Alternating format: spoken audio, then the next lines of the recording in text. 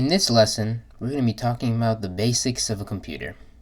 So exactly how do you define what a computer is? A computer is an electronic machine or device that processes and calculates data faster than humans. Computers can come in various shapes and sizes, ranging from the calculators we utilize at school to the supercomputers, such as the IBM Watson that crushed both of Jeopardy's best all-time players.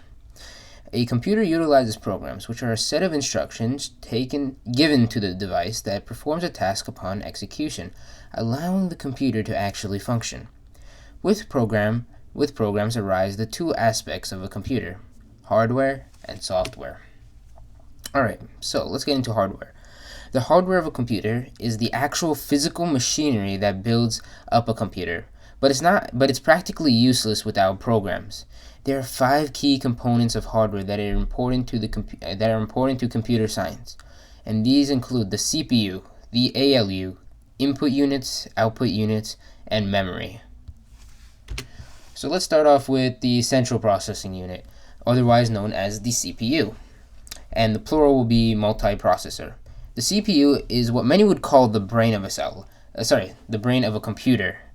A nucleus will be the brain of a cell for you biology folks out there. Anyway, the CPU is responsible for executing the jobs instructed through programs and make sure that the functions are actually done accurately. Alright, now we got the ALU. The ALU, otherwise known as the Arithmetic Logic Unit, performs the computer's calculations and decisions via the use of addition, subtraction, multiplication, and division. Being a substantial part of the CPU, its purpose is to perform all operations founded upon human logic.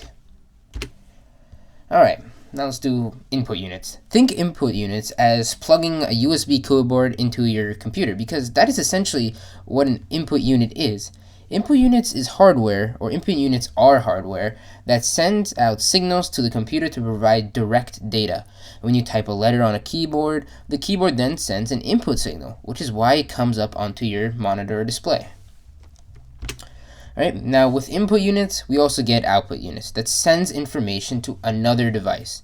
Usually, output units come in the form of audio speakers and video monitors.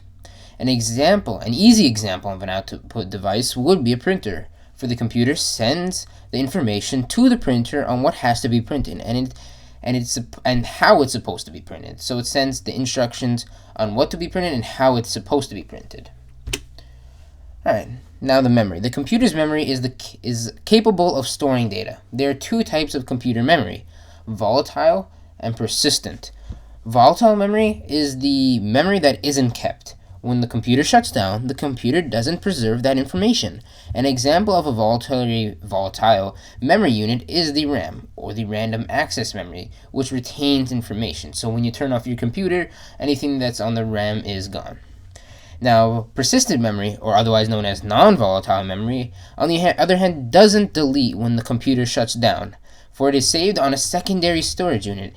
This comes in the form of hard drives or solid-state drives that you might call SSDs on your computer. Alright, now software, which is the other aspect of computers, are the programs utilized by the computer to execute certain functions. Programs are made with a variety of computer languages, such as machine, assembly, and high-level languages. So let's dive deeper into those. Alright, so machine language. Machine language is very complex and is meant for computers to comprehend directly. It consists of binary or hexadecimal instructions, or the zeros and ones that you see in stock computer photos. So it usually comes in that looks like this. We'll dive deeper into that in a later episode. Alright, assembly language. Assembly languages are a little bit easier to understand because of the addition of a few human words, but they are immediately translated into machine language, so the computer can actually understand it. This is more for hardware manipulation, as well as getting very critical or getting very close to these processing units. So if you want to dive deeper into the processing unit, you would utilize assembly languages. But in our case, we're going to be using a high-level language. High-level languages are a lot more efficient than assembly languages, for there is a lot more English words, and it's more friendly for a programmer to program. An example of a high-level language will be Java, and that is the programming language that we will be utilizing in this course. And Java has a lot of user-friendly ways of using English words into our programs. Alright, so that wraps up our video for today. I hope that you got a solid foundation of what a computer is and how or what components make up a computer. Thank you.